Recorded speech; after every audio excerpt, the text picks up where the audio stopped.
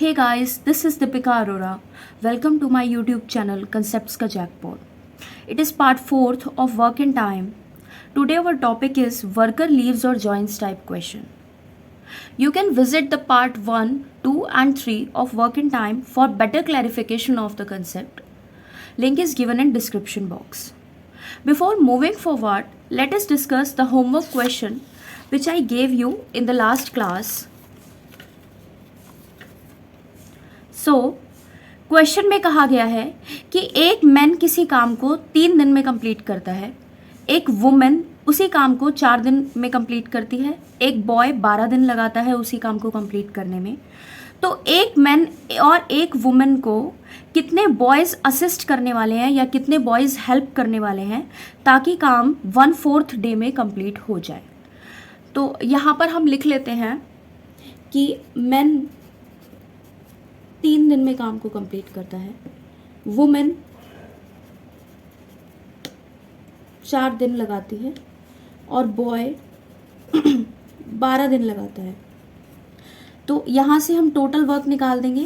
Total work कैसे निकालते हैं? इन तीनों का एलसीएम ले लेंगे। टाइम का एलसीएम ले लेते हैं तो टोटल वर्क आ जाता है। तो हम इनका एलसीएम लेंगे, कितना आ जाएगा? 12। अब क्या करना होता है? नेक्स्ट स्टेप एफिशिएंसी निकालने का। एफिशिएंसी कैसे निकलती है? Total work divided by time. 12 divided by 3 कितना आ जाएगा? 4। 12 डिवाइडेड बाय 4 कितना आ जाएगा? 3। 12 डिवाइडेड बाय 12 कितना आ जाएगा? 1। इसका मतलब ये हुआ कि एक दिन में एक मैन 4 काम करता है, एक दिन में एक वुमेन 3 काम करती है और एक दिन में एक बॉय कितना काम कर रहा है? 1 काम कर रहा है। ठीक है। अब यहाँ पे बोला है कि काम कितने दिन में कंप्लीट होना चाहिए। आपको डेज पहले से दे दिया है। ठीक है। जैसे पहले हम क्वेश्चन किया करते थे तो उनमें हमें डेज निकालने हुआ करते थे, लेकिन यहाँ डेज ऑलरेडी आपको गिवन है तो कुछ नहीं करना। देखिए डेज कैसे निकालते हैं हम लोग। डेज निकालते हैं total work divided bye efficiency. ठीक है। तो यहाँ पर टोटल वर्क क्या है? 12 है। देखो चीज़ को समझना है आपको। टोटल वर्क 12 है। अब देखिए कितना मैन काम करने वाले हैं? एक मैन काम करने वाला है तो मैं लिख सकती हूँ m, क्योंकि एक ही मैन तो काम करने वाला है, और प्लस में एक वुमेन काम करने वाली है तो मैं यहाँ पे w लिख सकती हूँ। और बॉयज़ उसमें पूछा है कि कितने असिस्ट करेंगे। अभी हम लोगों को पता नहीं है कि बॉयज़ कितने हैं जो काम को करने वाले हैं, तो मैं यहाँ पर लिख देती हूँ कि अभी हमको नहीं पता है कि कितने बॉयज़ हैं जो असिस्ट करने वाले हैं। तो वो जो बॉयज़ हैं जो असिस्ट करेंगे वो x है और उन सब की एफिशिएंसी कितनी है? b है। ठीक है। तो ये कितना टाइम लगाने वाले हैं? तो मैं यहाँ पे लिख देती हूँ 12 डिवाइडेड बाय, देखो अब m क्या है? एक ही मैन है और एक मैन की एफिशिएंसी कितनी दी हुई है? 4 दी हुई है, ऊपर से निकाली हमने। तो मैं लिख देती हूँ यहाँ पे 4। ठीक है। एक ही वुमेन है, एक वुमेन की एफिशिएंसी कितनी है? 3 है। ठीक है। अभी हमको पता नहीं है कि कितने बॉयज़ असिस्ट करने वाले हैं, यही तो हमको निकालना है, तो वो x है। लेकिन एक बॉय की एफिशिएंसी कितनी है? 1 है, तो मैं x इंटू 1 लिख सकती हूँ, बिल्कुल लिख सकती हूँ। इन सबको कितना टाइम लगने वाला है? 1/4। तो मैं इसको 1/4 के इक्वल रख सकती हूँ या नहीं रख सकती? बिल्कुल रख सकती हूँ, क्योंकि यहाँ पर डेज ऑलरेडी गिवन है। ठीक है। पहले के क्वेश्चंस में हम क्या किया करते थे? डेज निकालते थे, गिवन नहीं होता था, लेकिन यहाँ पे ऑलरेडी गिवन है तो मैंने 1/4 के इसको इक्वल रख दिया। ठीक है।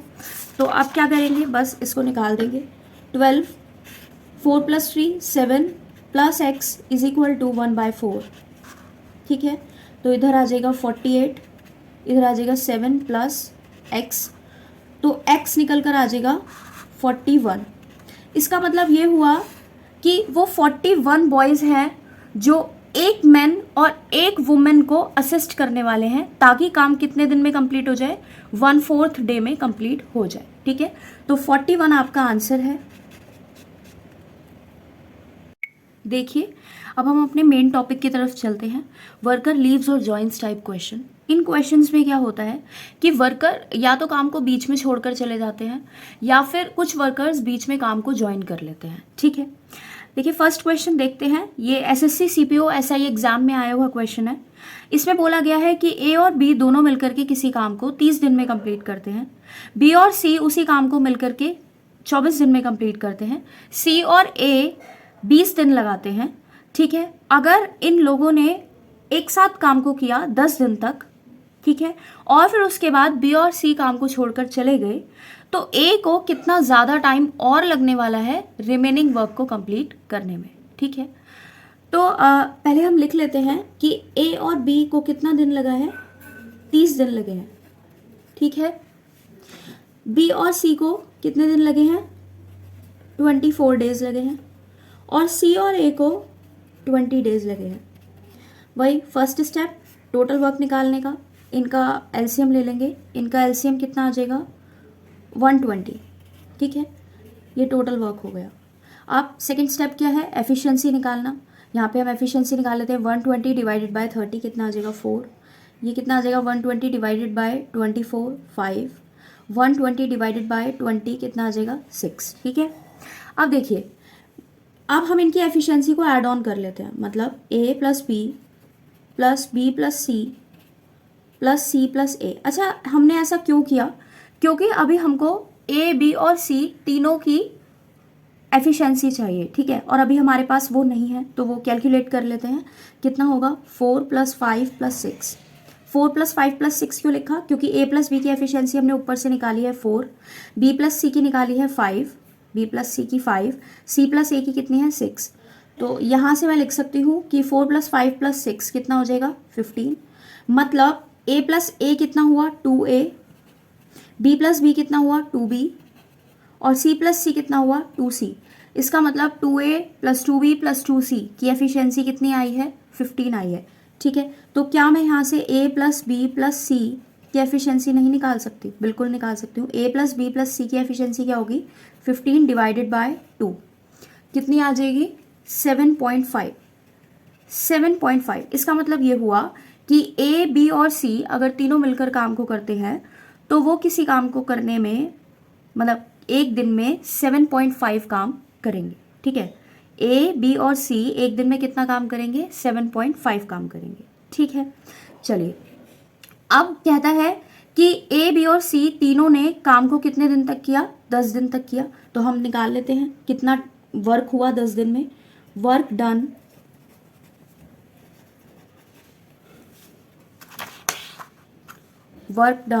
इन 10 डेज। देखिए 10 दिन में 10 मल्टीप्लाई बाय 7.5।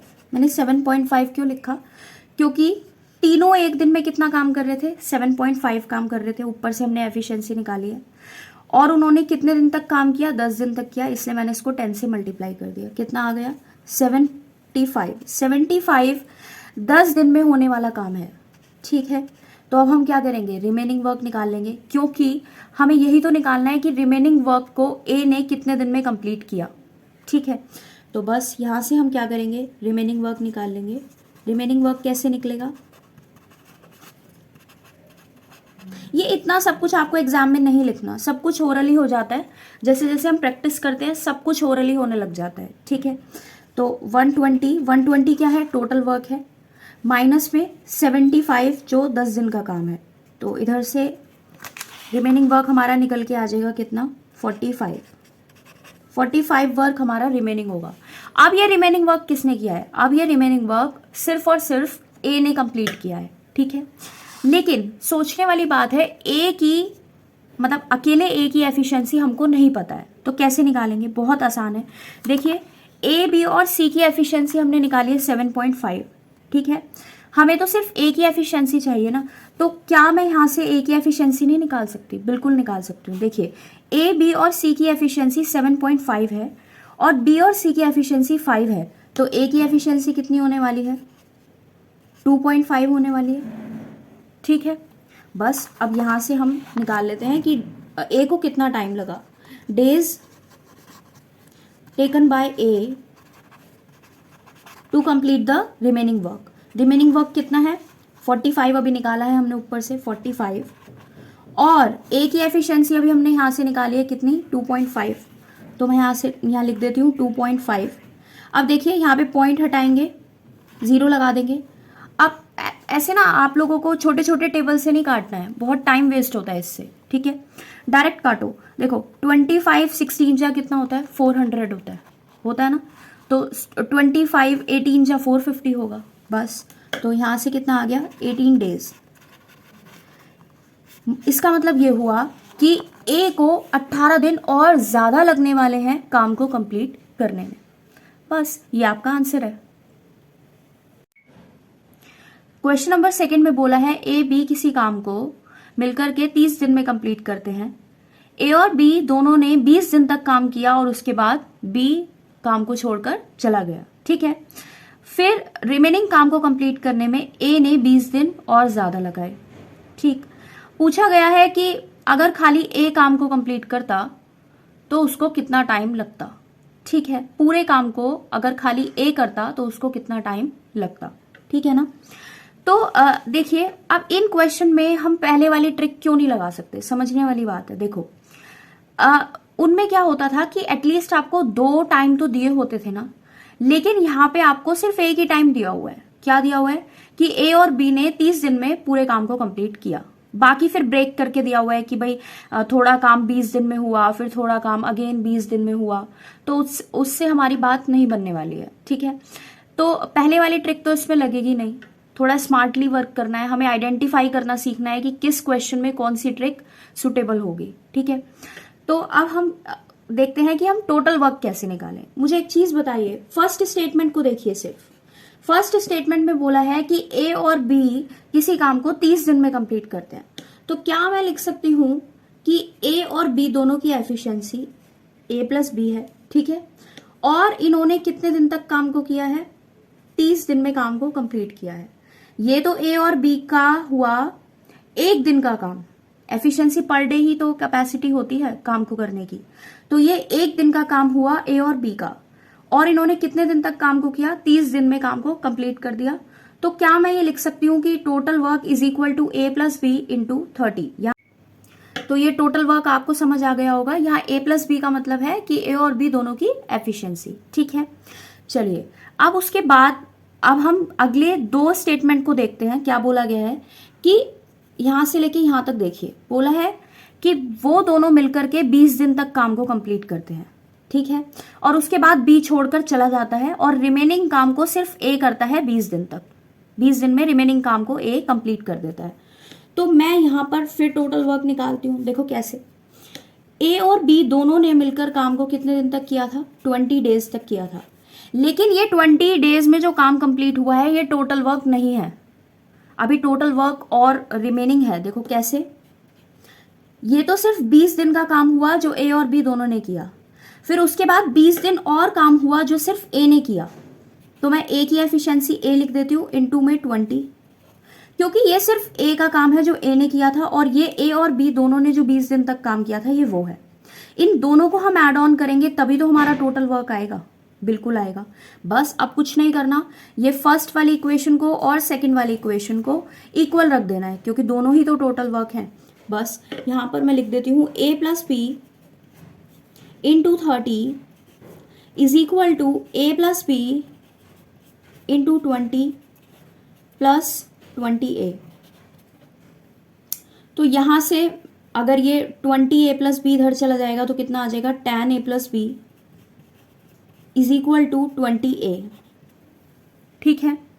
अब 10a plus 10b is equal to 20a, यहां से 10b इज इक्वल टू कितना आ जाएगा, 10a। तो मैं कह सकती हूँ b और a की एफिशिएंसी का रेशो 1:1 है। मतलब अगर b किसी काम को, b अगर एक दिन में एक काम करता है तो a एक दिन में भी एक ही काम करेगा, ठीक है। चलिए अब क्या पूछा है इसमें, अब पूछा है कि अगर इस पूरे काम को a कंप्लीट करता है तो उसको कितने दिन लगने वाले हैं, सिर्फ अगर a काम को कंप्लीट करता है तो पहले टोटल वर्क निकाल देते हैं। टोटल वर्क मैं फर्स्ट इक्वेशन में वैल्यू को पुट कर लेती हूँ जो हमने अभी यहाँ पर निकाली है, ठीक है। देखो ए की एफिशिएंसी कितनी है 1, बी की एफिशिएंसी कितनी है 1, तो 1 + 1 कितना हो गया 2। मैंने फर्स्ट वाली इक्वेशन में पुट किया है। 1 + 1 कितना हो गया 2, इनटू में कितना है 30, तो कितना आ जाएगा 60। 60 हमारा टोटल वर्क आ गया। ठीक है, अब डेज कितने लगने वाले हैं ए को कैसे निकालेंगे, days is equal to total work divided by, खाली ए कर रहा है काम को, तो डिवाइडेड बाय ए की efficiency, efficiency of A. Total work कितना है 60।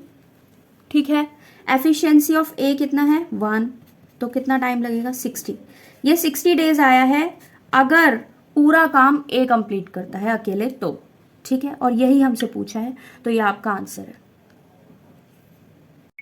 ओके, क्वेश्चन नंबर 3 में बोला है कि 8 मैन किसी काम को 12 दिन में कंप्लीट करते हैं। 6 दिन तक वो सब मिलकर के काम करते हैं, लेकिन 6 दिन के बाद 4 मैन उनको और ज्वाइन कर लेते हैं। ठीक है, तो पूछा गया है कि रिमेनिंग वर्क कितने दिन में कंप्लीट होने वाला है। तो पहले हम लिख लेते हैं यहाँ पे टोटल वर्क। देखो टोटल वर्क क्या होगा, पहली स्टेटमेंट देखना है हमें सिर्फ। देखो 8 मैन हैं और 12 दिन तक काम कर रहे हैं, तो ये टोटल वर्क होगा या नहीं होगा, बिल्कुल होगा। 8 मैन हैं और 12 दिन तक काम कर रहे हैं। अब आपके दिमाग में आ रहा होगा कि यहाँ एफिशिएंसी क्यों नहीं लिखी है, मल्टीप्लाई में एफिशिएंसी क्यों नहीं किया। देखो यहाँ पर एफिशिएंसी हमें गिवन नहीं है, तो हम ऐसे एज्यूम कर लेंगे कि एक मैन की एफिशिएंसी एक ही होगी, मतलब एक मैन एक दिन में एक ही काम कर रहा होगा। ठीक है, तो ये टोटल वर्क हो गया क्योंकि 8 मैन 12 दिन तक काम कर रहे हैं। ठीक है, अब हम लिख लेते हैं वर्क डन इन 6 डेज। अब बताइए कि 6 दिन तक कितने लोगों ने काम किया। 6 दिन तक तो 8 लोगों ने ही काम किया ना, क्योंकि 6 दिन के बाद 4 लोग आए हैं और। ठीक है, तो 6 दिन तक 8 लोगों ने ही काम किया, तो मैं यहाँ 8 ही लिख देती हूँ मैन की जगह। इनटू में कितने दिन तक काम हुआ, 6 दिन तक, 6 डेज। ठीक है, अब मुझे बताइए क्या आप यहाँ से रिमेनिंग वर्क नहीं निकाल सकते हैं, बिल्कुल निकाल सकते हैं, इनको माइनस करके रिमेनिंग वर्क। देखो अब कुछ बच्चे क्या करते हैं कि इनको मल्टीप्लाई करके लिख देते हैं, इनको मल्टीप्लाई करके लिखेंगे 48 आ जाएगा, फिर इसको माइनस कर देंगे फिर 48 आ जाएगा। तो हमें डबल डबल काम नहीं करना है। ये तो छोटी सी डिजिट है तो आसानी से हो गया, लेकिन कुछ बड़ा आ गया तो फिर वहाँ पे प्रॉब्लम हो जाएगी, है ना। तो हमें तो अपना टाइम सेव करना है, तो मैं आपको यही कहूँगी कि आप मल्टीप्लाई करके मत लिखो, आप डायरेक्टली इनको ऐसे ही माइनस करो। देखो 8 × 12 माइनस 8 × 6, 8 तो कॉमन आ जाएगा, 12 - 6 कितना हो जाएगा 8 × 6, ये तो आप लोगों को पता ही होगा। तो अगर हम इसको और इसको माइनस करेंगे तो कितना आ जाएगा रिमेनिंग वर्क 8 × 6 मतलब 48। ठीक है, अब बोला है कि अब ये जो 48 काम है ये कितने दिन में कंप्लीट हुआ, ये पूछा गया है।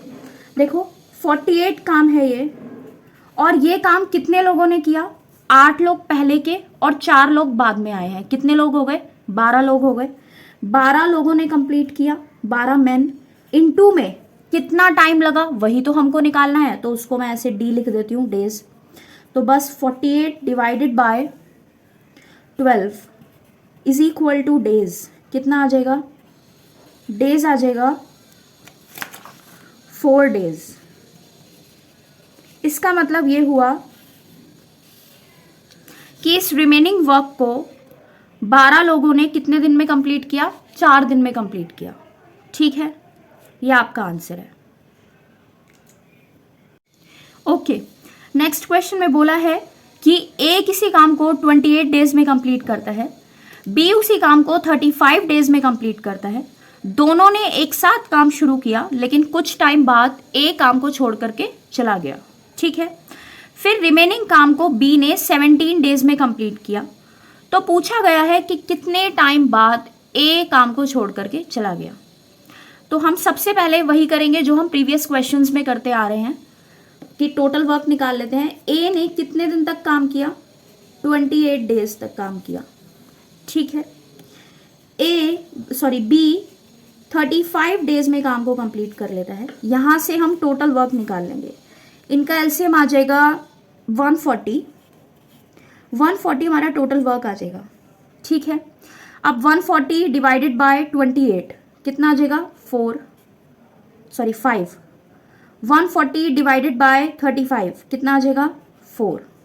ठीक है, ये एफिशिएंसी है, मतलब ए एक दिन में 5 काम करता है, बी एक दिन में 4 काम करता है। ठीक है, चलिए अब बोला गया है कि ए कुछ टाइम बाद काम को छोड़ करके चला गया। अब हमें वो कुछ टाइम तो नहीं पता ना, यही तो हमें निकालना है, तो हम इसमें तो कुछ नहीं कर सकते। अब हम नेक्स्ट स्टेटमेंट पढ़। नेक्स्ट स्टेटमेंट में बोला है कि रिमेनिंग वर्क बी कंप्लीट करता है 17 डेज में। तो हम यहाँ पे 17 डेज में क्या काम हुआ वो निकाल लेते हैं। 1 इन 17 डेज कैसे निकालेंगे? 7 क्योंकि 17 दिन तक काम हुआ, इनटू एफिशिएंसी। एफिशिएंसी किसकी होगी? ए की नहीं होगी, सिर्फ बी की, क्योंकि 17 डेज काम किसने किया है? सिर्फ बी ने किया है। तो 17 4 कितना आ जाएगा? 68। 68 17 दिन में होने वाला काम है। तो अब हम यहां से रिमेनिंग वर्क निकाल लेते हैं। रिमेनिंग वर्क 140 टोटल वर्क है, माइनस में 16 डेज में होने वाला काम माइनस 68 कितना आ गया? 72। अब खुद सोचिए, वो क्वेश्चन पढ़िए, ये जो 70 काम है ये किस किसने किया होगा? और बी दोनों ने मिलकर किया है। ये 72 काम ए और बी दोनों ने ही तो मिलकर है। तो बस यहां से हम डेज निकाल लेंगे कि 72 काम को करने ए और बी को कितने दिन। ठीक है, और उससे पता लग जाएगा ए ने कितने दिन तक काम को किया। तो बस यहाँ पे हम लिख लेते हैं वर्क यानी 72 डिवाइडेड बाय क्या आता है? एफिशिएंसी किस किसकी रखने हैं? ए और बी दोनों की, क्योंकि दोनों काम किया है। ठीक है, 5 + 4 इज इक्वल डेज, मतलब 7 काम को करने में कितने दिन लगे। तो हम लेते हैं 72 divided by 9 is equal two days, कितने का? 8 दिन।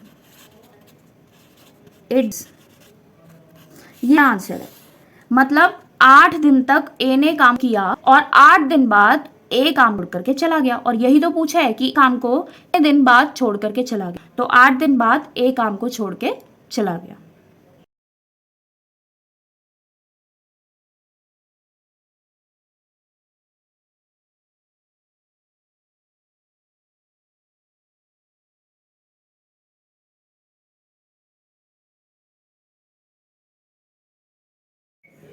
I hope this concept is clear to you.